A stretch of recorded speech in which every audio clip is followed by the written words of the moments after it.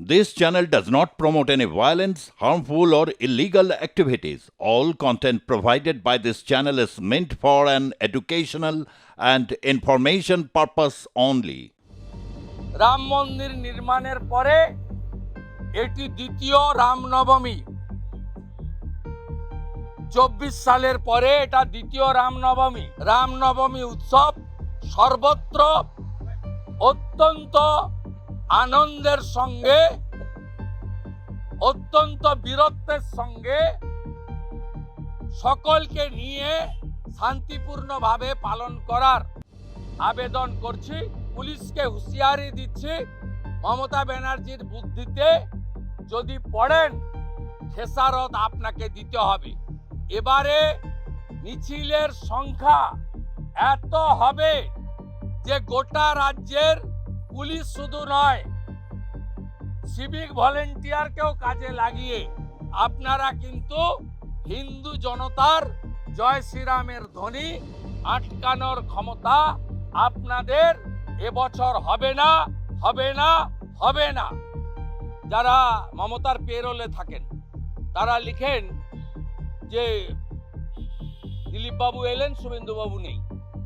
সেই জন্য এবারে আপনারা যাতে লিখতে না পারেন, আমি দিলীপ বাবু যুক্তি করে এমন একটা ডেট ঠিক করেছি যাতে আপনাদের আর লেখার সুযোগ না থাকে। আমরা একসঙ্গে নামবো সবাই এবং তৃণমূলকে হারাবো। দিল্লি কা জিত হামারি হ্যায়, 26 মে বঙ্গাল কা বারি হ্যায়। রামনবমী এটা নতুন করে পালনের ব্যাপার নেই, এটা অনেক বছর ধরেই পালন হচ্ছে। কারণ বাসন্তী পুজো, সেই বাসন্তী পুজো বাংলায় দুর্গোৎসব জগদ্ধাত্রী পুজোর পরে বাসন্তী পুজো কিন্তু অত্যন্ত বাংলায় একটি বড় সনাতনীদের কার্যক্রম। বিষয়টা হচ্ছে রাজ্যের মুখ্যমন্ত্রী এর আগে রামনবমী উৎসবকে অনেকবারই পুলিশকে দিয়ে বাধা দিয়েছেন, কোর্টে যেতে হয়েছে এবং মুখ্যমন্ত্রী দুবার জয় শ্রীরামের ধ্বনিকে অপশব্দ বা খারাপ শব্দ হিসেবে চিহ্নিত করেছেন। একটা ব্যারাকপুরে জয় শ্রীরাম বলেছিলেন, তাড়া করে গেছিলেন, আপনারা জানেন।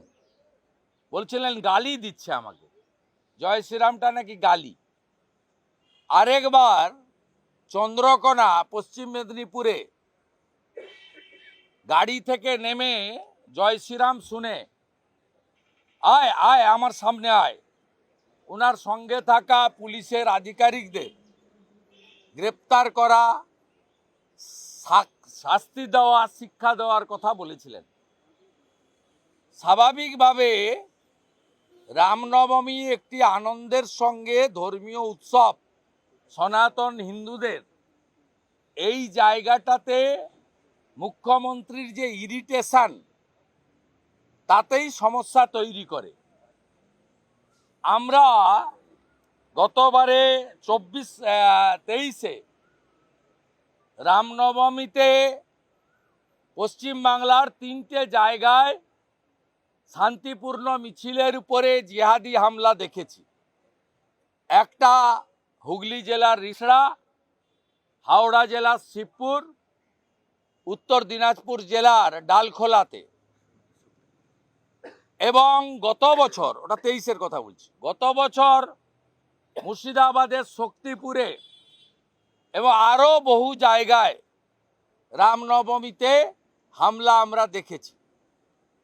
23-এর ঘটনা নিয়ে আমার দাখিল করা মামলাতে এনআইএ তদন্ত হয়েছে, 85 জন এখনো জেলে আছে। মুখ্যমন্ত্রী সুপ্রিম কোর্টে 25 লাখি লয়ারদেরকে দাঁড় করিয়েছিলেন যাতে এনআইএ আটকানো যায়। সুপ্রিম কোর্টও রাজ্য সরকারের পিটিশন সেট অ্যাসাইড করেছেন। স্বাভাবিকভাবে উস্কানিটা আসে রাজ্যের শাসক দল, পুলিশ এবং রাজ্যের প্রশাসনিক কর্তৃ মুখ্যমন্ত্রীর দিক থেকে।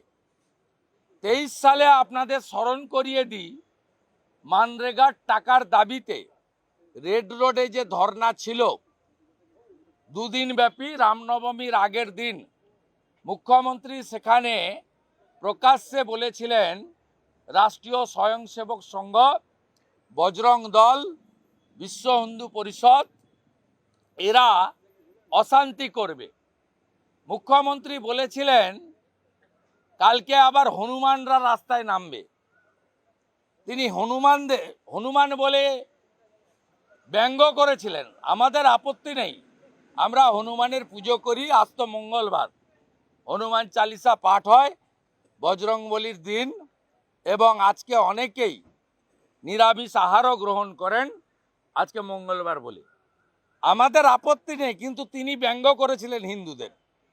সাথে সাথে মুখ্যমন্ত্রী পুলিশকে বলেছিলেন যে দেখে নেবেন রামনবমীর মিছিল যাতে কোনো মুসলিম এলাকা দিয়ে না যেতে পারে। এটা কোনো মুসলিম নেতা বলেননি, কোনো অন্য সম্প্রদায়ের কোনো ধর্মপ্রচারক বলেননি।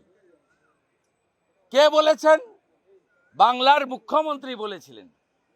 তাই এবারেও আমরা আশঙ্কা করছি বাংলাদেশের পরে যেভাবে জিহাদিরা উৎসাহিত হয়ে ফালাকাটা থেকে শ্যামপুর পর্যন্ত দুর্গাপূজায় হামলা করেছে, কলকাতার রাজাবাজারে কালী পুজোয় হামলা করেছে, বজবজের নোদাখালীতে লক্ষ্মী পুজোয় হামলা করেছে, কার্তিক পুজোতে বেলডাঙ্গায় হামলা হয়েছে, সরস্বতী পুজোতে যোগেশচন্দ্রে, হরিণঘাটার নগর উখড়া সহ রাজ্যের একাধিক জায়গায় মা সরস্বতীর পুজোতে বাধা দেওয়া হয়েছে।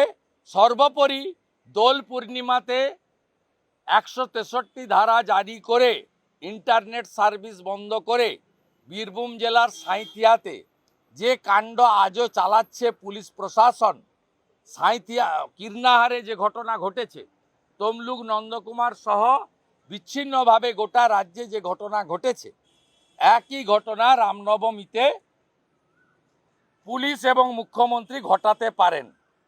আমরা ইতিমধ্যে একটি পুলিশের প্রফর্মা পেয়েছি। কিভাবে উস্কানি দিচ্ছে দেখুন। আমরা সব জায়গায় বলে দিচ্ছি এই প্রফর্মা কেউ ফিল আপ করবেন না।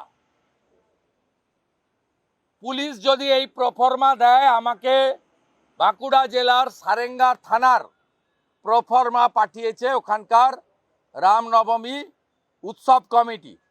প্রফর্মাতে বলা হচ্ছে 1 কমিটির নাম, 2 পুজোর স্থান, 3 সেক্রেটারি ও প্রেসিডেন্টের নাম ও মোবাইল নম্বর, 4 প্রসেশন হবে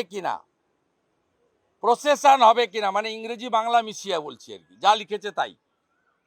5 প্রসেশনের রুট, 6 মারাত্মক। ওই রুটে আমি ধর্মীয় প্রতিষ্ঠানের নাম বলছি না, বলছে অন্য ধর্মের কোনো ওখানে প্রতিষ্ঠান আছে কিনা, অবলিক মুসলিম মহল্লার নাম পুলিশ চাইছে। এটা কিন্তু অন্য কোনো সম্প্রদায়ের লোকরা এসব নিয়ে ভাবছে না।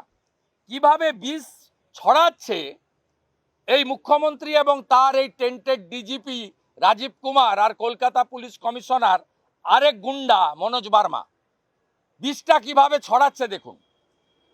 7 বলছে জমায়েত, 8 হচ্ছে ওই পুজোতে ট্রাভেল মঙ্গারদের নাম ও মোবাইল নম্বর। আরে মমতা পুলিশ জেনে রাখো, হিন্দু পুজোতে ট্রাভেল মঙ্গার থাকে না। বলছে ট্রাভেল মঙ্গার বাংলা করলে দাঁড়ায় যারা গন্ডগোল করতে পারে পুজোতে, মানে পুজোর আয়োজকদের মধ্যে যারা গন্ডগোল করতে পারে। 9 বলা হচ্ছে ওই পুজোতে প্রধান কন্ট্রোলার ব্যক্তি ও পুলিশ ফ্রেন্ডদের নাম ও মোবাইল নম্বর। আমি আপনাদের মাধ্যমে পশ্চিমবাংলায় রামনবমী উৎসব কমিটি 2025 সবাইকে আবেদন করব, আপনারা প্রোটোকল মেনে গত বছরের অনুমতির কাগজ সহ রুটের কাগজ সহ পুলিশকে দেবেন। নতুন করে কোনো মমতা পুলিশের পাঠানো প্রফর্মা ফিল আপ করবেন না। আমি রাজ্যের বিরোধী দলনেতা 2,33,27,000 লোককে প্রতিনিধিত্ব করি। আমি এবং আমাদের বিজেপি এমএলএরা আপনাদের কমপ্লিটলি লিগ্যাল প্রোটেকশন দেব। আপনারা কেউ নতুন প্রফর্মা ফিল আপ করবেন না এবং গত বছরে যা হয়েছিল একইভাবে এভাবে আমাদের উৎসব পালন করা হবে। রাম মন্দির নির্মাণের পরে এটি দ্বিতীয় রামনবমী। 24 সালের পরে এটা দ্বিতীয় রামনবমী। এমন বছর হচ্ছে যখন মহাকুম্ভে অমৃত স্নান করেছে 66 কোটি হিন্দু। এই বর্ষ হিন্দুদের কাছে গর্বের, শৌর্যের। তাই এই বর্ষে রামনবমী উৎসব সর্বত্র অত্যন্ত আনন্দের সঙ্গে, অত্যন্ত বীরত্বের সঙ্গে সকলকে নিয়ে শান্তিপূর্ণভাবে পালন করার আবেদন করছি। আর পুলিশকে হুঁশিয়ারি দিচ্ছি, মমতা ব্যানার্জির বুদ্ধিতে যদি পড়েন খেসারত আপনাকে দিতে হবে। এবারে মিছিলের সংখ্যা এত হবে যে গোটা রাজ্যের পুলিশ শুধু নয়, সিভিক ভলেন্টিয়ারকেও কাজে লাগিয়ে আপনারা কিন্তু হিন্দু জনতার জয় শ্রীরামের ধ্বনি আটকানোর ক্ষমতা আপনাদের এবছর হবে না, হবে না, হবে না। আমরা সমস্ত অনুষ্ঠানের মতো এবারেও প্রত্যেকে শুধু বাড়িতে বসে নয়, রাস্তায় থাকবো, রামনবমীর মিছিলে নেতৃত্ব দেব। গতবারে এগরার মিছিলে হামলা করেছেন পূর্ব মেদিনীপুরে। আমি এগরায় 8 তারিখে থাকব। 5টা দুর্গা মূর্তি ভেঙেছেন শ্যামপুরে। আমি 7 তারিখে রামনবমীর মিছিলে শ্যামপুরে থাকব, হাওড়া জেলায়। আমরা রাস্তায় থাকব, পিছনে থাকবে লাখো হিন্দু ভক্ত জনতা। পারলে আটকে নিন, ক্ষমতা থাকে আটকে নিন। हिंदुस्तान में हिंदू ही राज करेगा और जो हिंदू हित में काम करेगा वही अगला दिन बंगाल में राज करेगा। উনি প্রত্যেকটা সেশনে আসেন। দু একটা সেশনে আমার সঙ্গে মিট হয়েছে, দু একটা সেশনে মিস হয়েছে।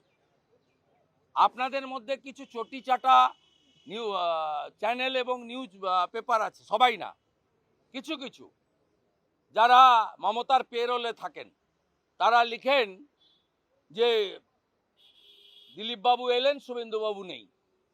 সেই জন্য এবারে আপনারা যাতে লিখতে না পারেন, আমি দিলীপ বাবু যুক্তি করে এমন একটা ডেট ঠিক করেছি যাতে আপনাদের আর লেখার সুযোগ না থাকে। আমরা একসঙ্গে নামবো সবাই এবং তৃণমূলকে হারাবো। दिल्ली का जीत हमारी है, 26 में बंगाल का बारी है। सब हिंदू একসঙ্গে জোট বেঁধে মমতাকে হারাবে আর চটি চাটাও বন্ধ হবে।